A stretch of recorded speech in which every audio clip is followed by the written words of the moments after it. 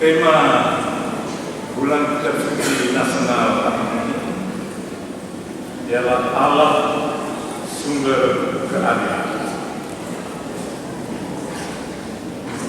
Dalam kitab suci banyak sekali teks yang menyatakan tindakan Allah yang adil dalam menghakimi manusia. Bahkan dalam kitab Nabi Yeremia bab 3 ayat 6, situ kita baca bahwa Allah akan menumbuhkan tunas yang adil bagi Daud. Dan nama tunas yang adil itu ialah Tuhan keadilan kita. Dan untuk kita orang Kristen, membuat ini tunas yang adil itu adalah Yesus dari Nazaret, Tuhan kita. Dialah keadilan kita. Dan selama bulan September ini kita akan mendalami dua kitab Perjanjian Lama, yaitu kitab Nabi Nahum dan kitab Nabi Habakuk. Ini dua kitab para nabi yang paling pendek, masing-masing hanya 3 bab. Kita baca dalam beberapa detik sudah selesai. Tapi kita akan renungkan selama 1 bulan. Dua diambil dari kitab Nabi Nahum, dua diambil dari kitab Habakuk. Dua nabi ini hidup dan berkarya pada abad 7 sebelum Masehi, 7 abad sebelum Yesus lahir. Ketika bangsa Israel dan kerajaan-kerajaan kecil di sekitarnya seperti Tirus, Sidon, Moab, Aram dijajah oleh kerajaan Asyur dari wilayah utara yang sekarang Irak.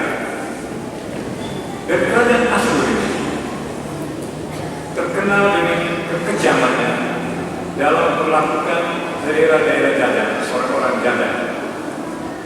Mereka dibuang ke tempat yang paling jauh, lalu orang yang dari tempat yang jauh dibawa ke tempat mereka.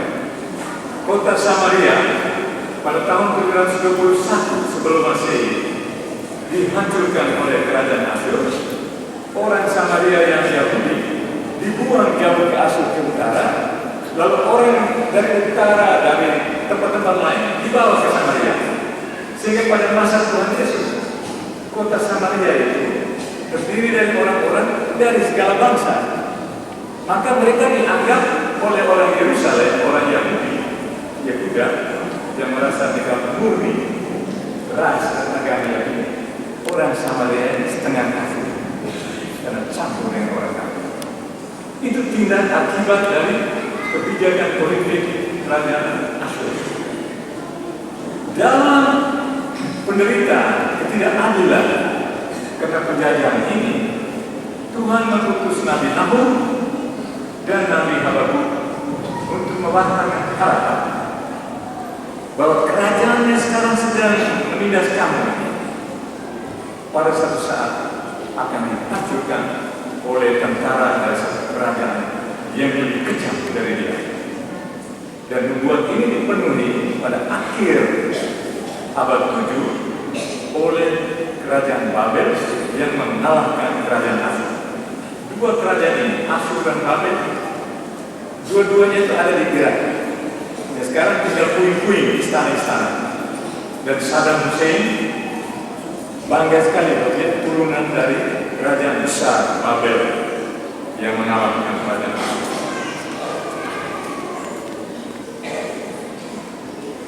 Tema keadilan yang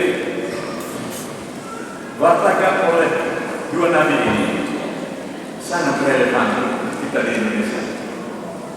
Kita ini sudah lama sekali merdeka, tapi keadilan masih harus diperjuangkan. Ketidakadilan dalam berbagai bentuk pelanggaran hukum, perdagangan orang, itu terjadi di mana-mana. Hukum kita alami bisa dimanipulasi, diatur oleh orang yang berkuasa dan punya uang. Itu terjadi mulai dari daerah sampai ke pusat. KKN itu masalah berat untuk negara kita. Sehingga siapa saja yang naik jadi presiden, dia berhadapan dengan masalah itu. Tapi hari ini kita tidak membahas masalah hukum negara. Kita mendalami sabda yang diberikan kepada kita hari ini melalui bacaan-bacaan yang kita dengarkan tadi. Persoalan yang dihadapi oleh Tuhan Yesus dan para muridnya, sebagaimana diungkapkan dalam Injil hari ini, yaitu persoalan ketidakadilan yang dilakukan oleh para pemimpin, yaitu para ahli Taurat dan orang-orang Farisi, termasuk juga para imam terhadap umatnya, rakyatnya sendiri. Mereka membuat aturan-aturan hukum yang Tuhan Yesus bilang mereka sendiri tidak menyentuh dengan jarinya, hanya berlaku untuk orang lain.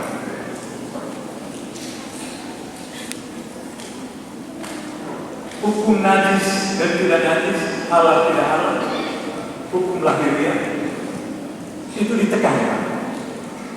Sedangkan hati, bakti, nilai-nilai, keadilan, kebenaran, cinta kasih kurang diperhatikan. Dan ini yang dikritik oleh Tuhan Yesus dalam pilihan ini.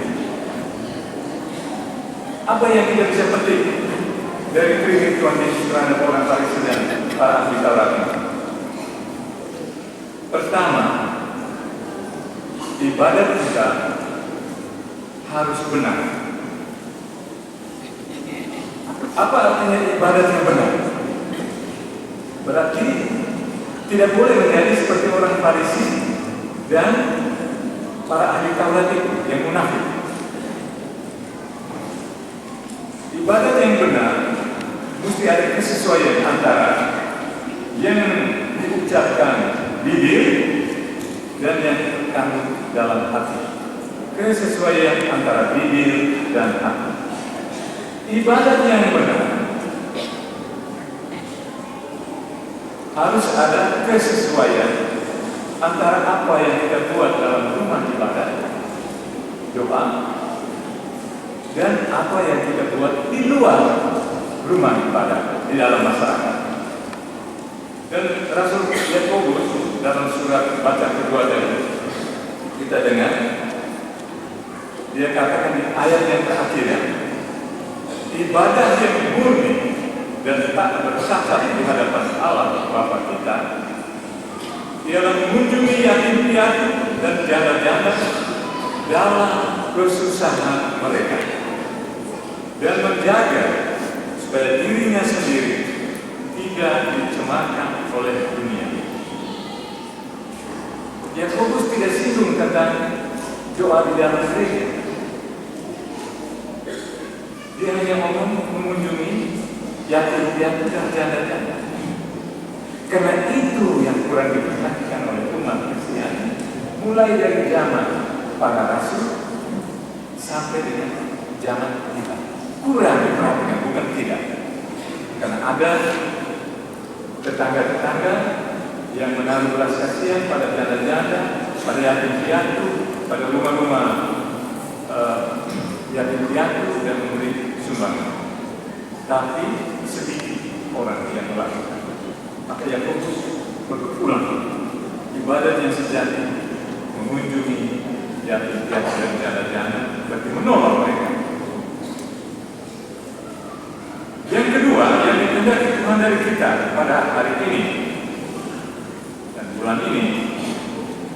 kita harus bersikap kritis dalam hidup beragama. Dalam hidup bermasyarakat juga kita perlu kritis. Apa artinya? Kita harus bisa membedakan mana yang lebih penting dan mana yang kurang penting.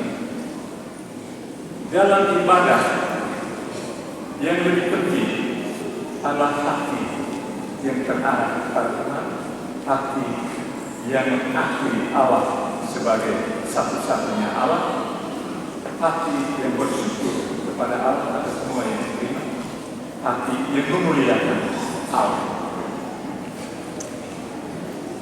Dan hal-hal seperti najis tidak najis, cuci tangan atau tidak cuci tangan sebelum makan, cuci piring, cuci alat makan, semua sebelum makan, itu tidak menajiskan, karena itu dari luar. Dan Tuhan Yesus memberi prinsip untuk kita bahwa semua yang masuk ke dalam seseorang tidak menajiskan. Yang keluar dari seseorang bisa menajiskan. Karena yang masuk lewat mulut dan telinga, kan? Termasuk yang jelek, orang ngomong buruk tentang orang lain yang masuk lewat telinga. Ketika saya tidak teruskan lewat mulut saya keluar, saya tidak berdosa. Baru saya teruskan, saya ikut merusakkan nama baik orang. Rusak, saya berdosa. Yang kedua itu yang kita harus kontrol betul. Tapi yang lain itu soal makanan, daging apa halal, daging apa tidak halal. Untuk orang Yahudi, daging babi, daging anjing itu najis. Sentuh tanah Yahudi pun tidak boleh, najis. Tapi untuk kita, orang Flores atau lagi Jawa, Nagekeo, daging anjing itu kan daging paling enak, sama yang mungkin kan. Dan Tuhan Yesus mendukung kita untuk makan daging itu, karena semua yang masuk pada seseorang dalam seseorang tidak menajiskan.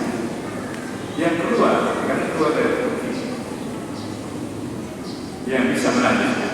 Kalau yang kedua yang baik, sabda Allah tidak menajiskan, menyucikan. Kalau yang keluar itu yang jahat, dia menajiskan kita. Mengapa kita harus bersikap kritis? Membedakan hati dan bibir. Yang kedua, yang berasal dari Allah, perintah Allah, sabda Allah, dari adat istiadat manusia. Ahli-ahli Taurat dan orang Farisi tidak membedakan ini. Mereka malah tekankan yang dari manusia itu. Dan ini yang dikritik oleh Tuhan Yesus. Yaitu perintah Allah kamu abaikan untuk berpegang pada adat istiadat manusia. Yang terakhir saya ingin kita semua sama-sama merenungkan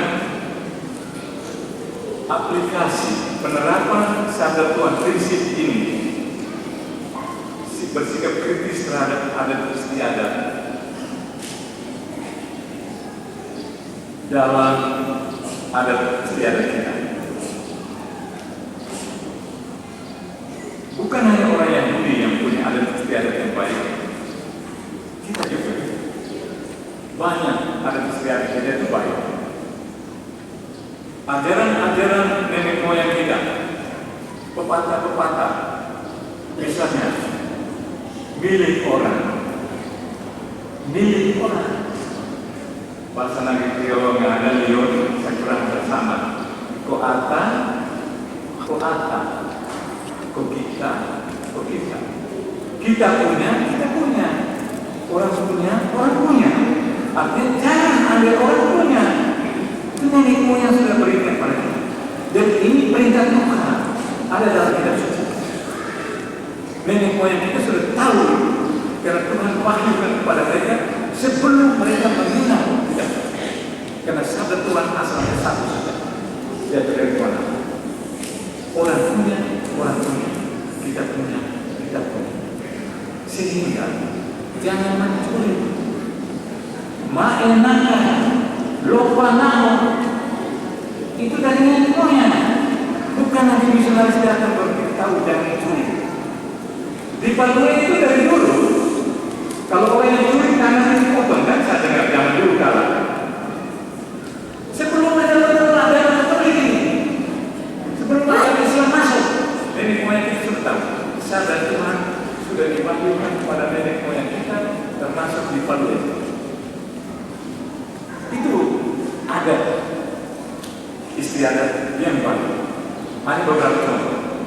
Tapi ada juga istiadat kita yang tidak sesuai dengan perintah Tuhan. Misalnya ada perkawinan. Dalam perkawinan, kawinan Kristen, yang paling penting adalah cinta kasih yang sejati. Dan yang erat berkaitan dengan cinta kasih yang sejati, kebebasan. Tanpa paksaan dari orang tua, dari siapa, dia tidak menikah karena bapaknya berhutang kepada satu keluarga sehingga anak perempuannya diberi di sana. Tidak, itu paksaan, tidak ada kebebasan. Ini dua hal yang paling penting dalam kitab suci dan dipertahankan oleh gereja Katolik. Tetapi seringkali nilai perintah Allah ini saling mengasihi dalam kebebasan seperti Tuhan Yesus mengasihi gerejanya. Dalam Efesus bab 5 yang seringkali dipakai bacaan pertama pesta nikah, itu mulia sekali nilai perintah Tuhan. Tapi seringkali dalam penghayatan praktek keluarga muda ini tidak bisa menghayati secara penuh cinta kasih ini secara sah karena kalahnya belis belum lunas. Istilah saya tidak pakai belis belum lunas, lalu tambah lagi negosiasi tawar menawar, berapa barang yang dibawa, berapa kerbau, wilayah yang ada dari kerbau berapa ekor, kuda berapa ekor, sapi berapa ekor ini, dengan emas berapa liur, berapa pasang, uang berapa banyak, gaji berapa banyak.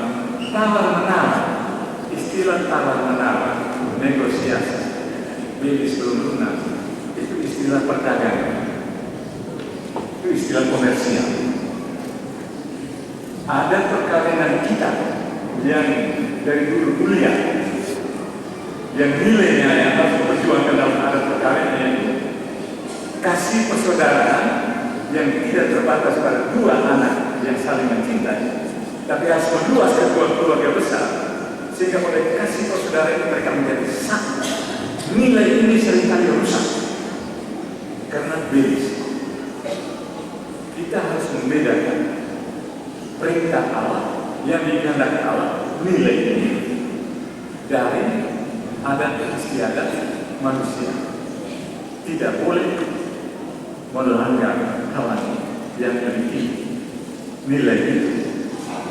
Maka ibu bapak sekalian, dalam bulan ini, ketika kita merenungkan sabda Tuhan dalam kitab Nahum dan kitab Habakuk, dalam Injil yang kita baca, kita renungkan dari segi ini bahwa perintah Allah harus diutamakan, kehendak Tuhan di atas semua. Adat istiadat kita harus disesuaikan, harus diubah sehingga dia tidak bertentangan dengan kehendak Allah. Maka kita akan menjadi bangsa yang bijaksana, bangsa yang maju dan sejahtera, tidak terpuruk dalam kemiskinan.